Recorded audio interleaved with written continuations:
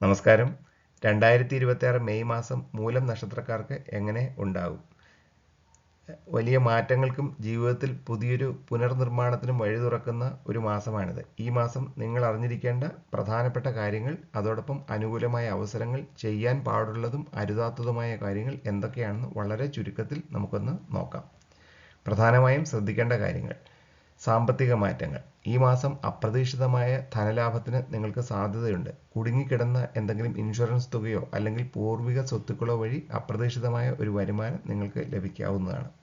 ചെലവുകൾ വർദ്ധിക്കാൻ സാധ്യതയുണ്ട്. വരുമാനം വർദ്ധിക്കുന്നതിനോടൊപ്പം തന്നെ കുടുംബാംഗങ്ങളുടെ ആരോഗ്യത്തിനോ അല്ലെങ്കിൽ വീടുമായി ബന്ധപ്പെട്ട കാര്യങ്ങൾക്കോ വേണ്ടി അപ്രതീക്ഷിതമായ ചില ചിലവുകൾ വരുവാൻ സാധ്യതയുണ്ട്.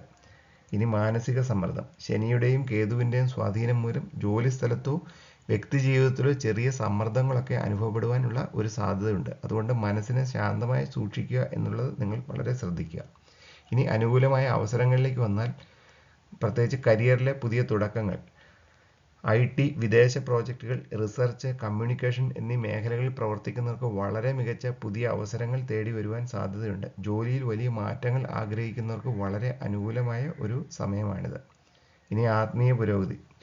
തത്വചിന്ത, ആത്മീയ കാര്യങ്ങൾ എന്നിവ പഠിക്കുവാനും അതിലേക്ക് ശ്രദ്ധ തിരിക്കാനും താല്പര്യമുള്ളവർക്ക് ഈ മാസം വലിയ ഒരു മാനസിക സംതൃപ്തി നൽകുന്നതാണ്.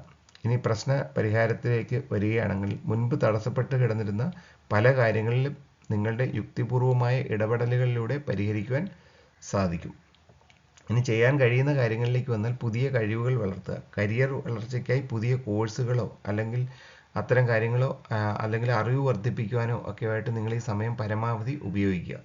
ഇനി ആരോഗ്യ സംരക്ഷണത്തിലേക്കൊക്കെ വന്നാൽ, യോഗ, ധ്യാനം, ശരിയായ ജീവിതശൈലി എന്നിവയിലൂടെ മാനസികവും ശാരീരികവുമായ ഒരു ആരോഗ്യം നിലനിർത്തുവാൻ നിങ്ങൾ ശ്രദ്ധിക്കുക.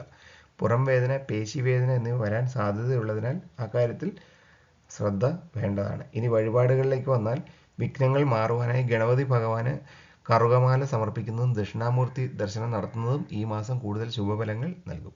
ഇനി ചെയ്യാൻ പാടില്ലാത്ത കാര്യങ്ങളിലേക്ക് വന്നാൽ, എടുത്തു ചാടിയുള്ള നിക്ഷേപങ്ങൾ, ലോട്ടറി, ഷെയർ മാർക്കറ്റ് തുടങ്ങിയ ഭാഗ്യപരീക്ഷണങ്ങളിലും ഊഹക്കച്ചവടങ്ങളിലും പണം നിക്ഷേപിക്കുന്ന ഈ മാസം വളരെ ശ്രദ്ധിച്ച് ചെയ്യേണ്ടതാണ്. ഇനി അനാവശ്യ തർക്കങ്ങൾ. വീടുകളിലോ ജോലി സ്ഥലത്തോ നിങ്ങളുടെ ദേഷ്യം ഒരൽപ്പം നിയന്ത്രിക്കുന്നത് നന്നായിരിക്കും. മറ്റുള്ളവരുമായി അനാവശ്യമായ വാഗ്വാദങ്ങളിൽ ഏർപ്പെടുന്നത് മാനസിക സമാധാനം തകർക്കുവാൻ സാധ്യതയുണ്ട്.